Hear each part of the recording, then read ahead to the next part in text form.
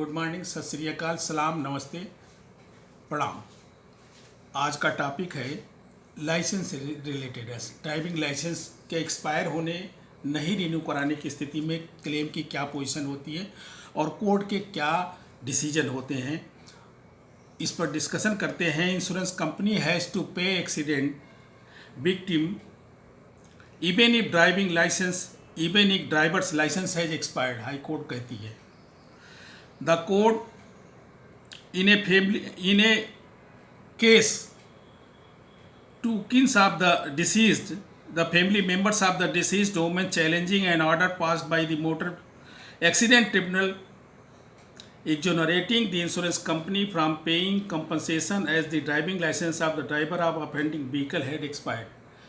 Renew नहीं करा पाए थे, महिला स्कूटी चला रही थी और लाइसेंस उस पर पहले से भी था और स्किल्ड थी।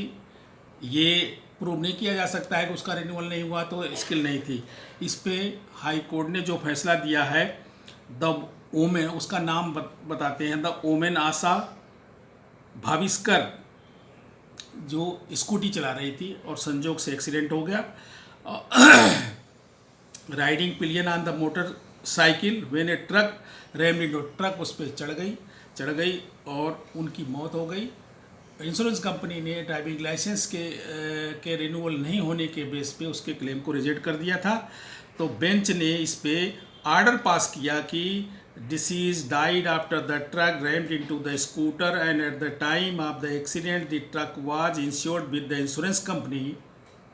Hence, there was a contractual liability of the insurance company to indemnify the compensation the court added. Court ने कहा कि जो ट्रक था उसका इंश्योरेंस हुआ था और इंश्योरेंस हुआ था उसने किसी दूसरे को टक्कर दिया, तो इसका मतलब है कि इंश्योरेंस होने की वजह से कॉन्ट्रैक्ट था, थर्ड पार्टी को मारना वो उसका कॉन्ट्रैक्ट बन रहा है।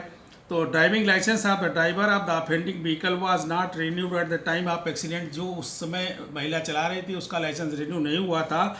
It does not mean that he was not expert driver, he was not well versed with the driving. She was well versed with the driving and she was having licence.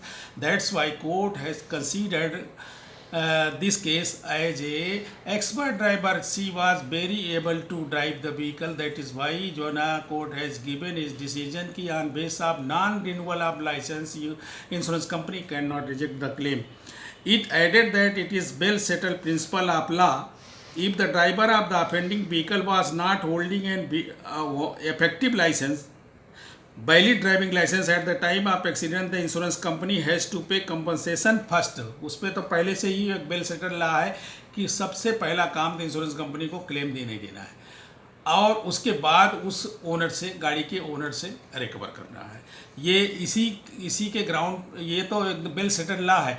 लेकिन यहाँ पे court ने एक step आगे बढ़ करके बोला कि उसका रिन्यूअल नहीं होने की वजह से ये नहीं कहा जा सकता है कि वो कोई नेग्लिजेंस कर गई या उसको ड्राइविंग नहीं आती थी और ये किसी वजह से उसका एक्सीडेंट हो गया। ये ट्रकें तो ऐसे ही रैम कर जाती हैं, भाई स्पीड में है, कुछ भी है, एक्सपर्ट से एक्सपर्ट को भी दबा सकती हैं।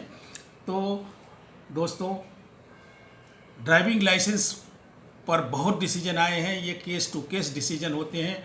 अब इसमें डिसीजन दे दिया है कोर्ट ने, ये थर्ड पार्टी का क्लेम था, तो इसका मतलब ये नहीं है कि सारे क्लेम इसी तरह से सबको कोर्ट पेमेंट करती रहती। कहीं पर लाइसेंस के बेस पर रोका है, कहीं पर लाइसेंस के बेस पर दिया है।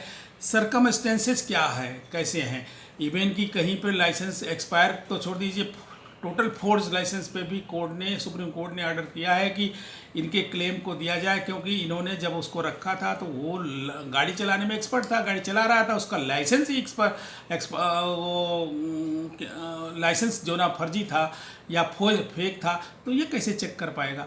अभी भी तो सारी व्यवस्थाएं हो गई कि सबका लाइसेंस चेक हो सकता है, लेकिन इससे पहले नहीं व्यवस्था थी, इस वजह से उस समय ऐसे डिसीजन है।